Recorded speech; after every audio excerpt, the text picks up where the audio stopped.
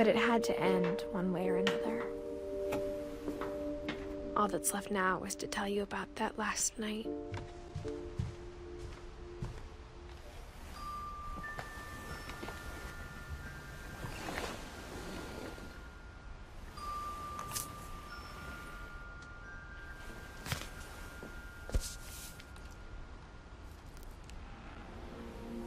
That whole last day, Edie just watched us pack and didn't say a word.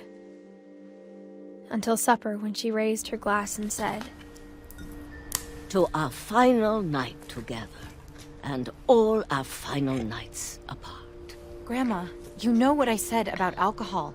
Some of your medications are very Edith, specific. I left a present for you in the hallway. Why don't you go open it?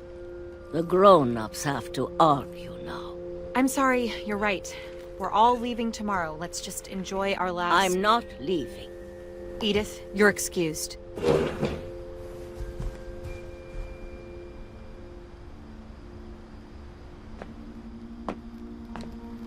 The power had been shut off that morning, but Edie always had plenty of candles. When my mom sealed the library, I don't think she knew about the other entrance. Or that Edie had a key to it.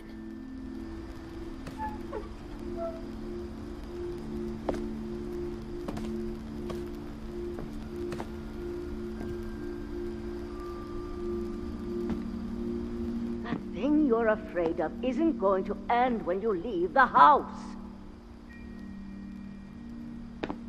Edith has a right to know these stories. My children are dead because of your stories!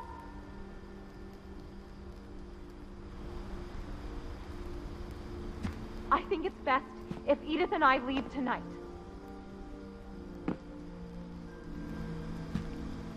We'll have the nursing home send a van for you in the morning, okay?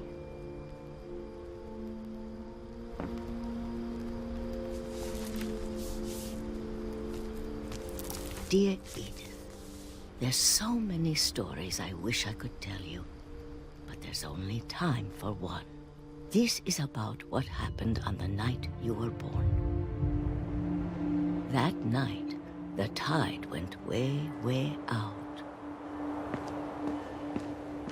It was the first and last time I ever saw the old house aground.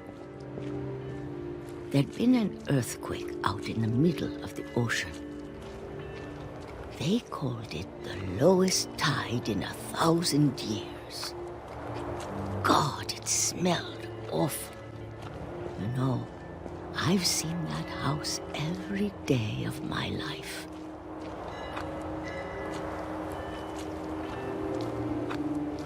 But I never thought I'd go back to it.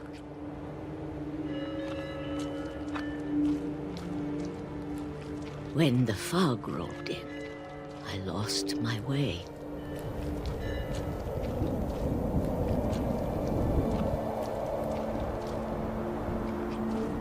I got turned around.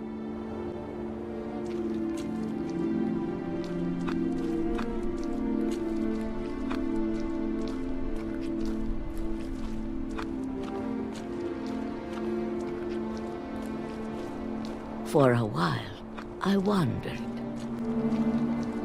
I started seeing things.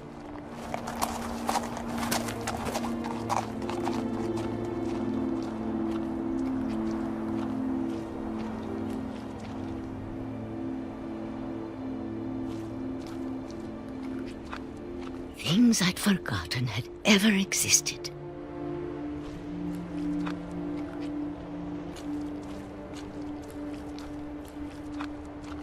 But when I saw them, they felt like old friends.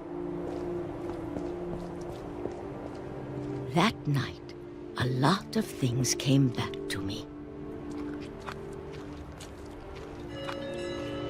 Or maybe I came back to them.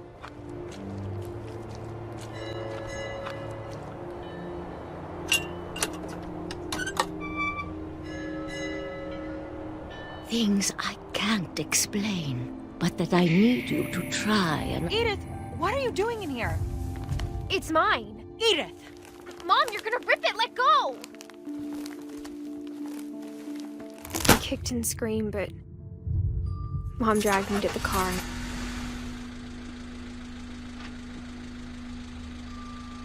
I never saw Great-Grandma Edie again. The next morning, the van came to pick her up, but she was already gone. After that, we moved around a lot.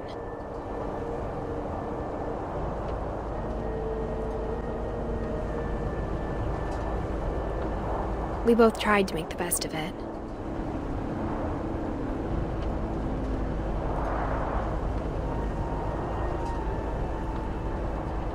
A few years went by.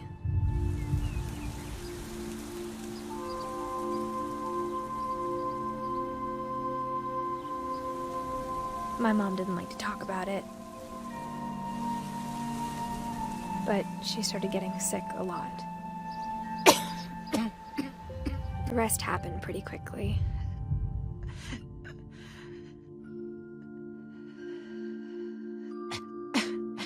She got better for a while, and then she didn't. And then I was alone.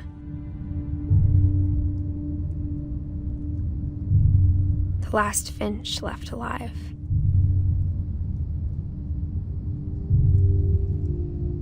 Until I found out about you.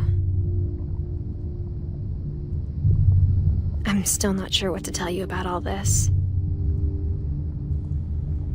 If we lived forever, maybe we'd have time to understand things. But as it is, I think the best we can do is try to open our eyes. And appreciate how strange and brief all of this is.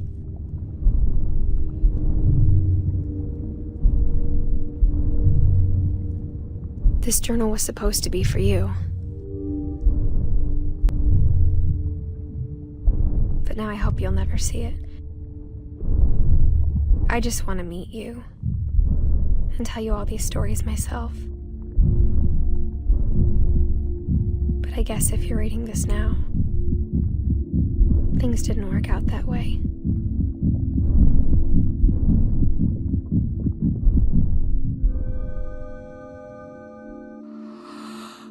This is where your story begins. I'm sorry I won't be there to see it. It's a lot to ask, but I don't want you to be sad that I'm gone. I want you to be amazed that any of us ever had a chance to be here at all. Good luck.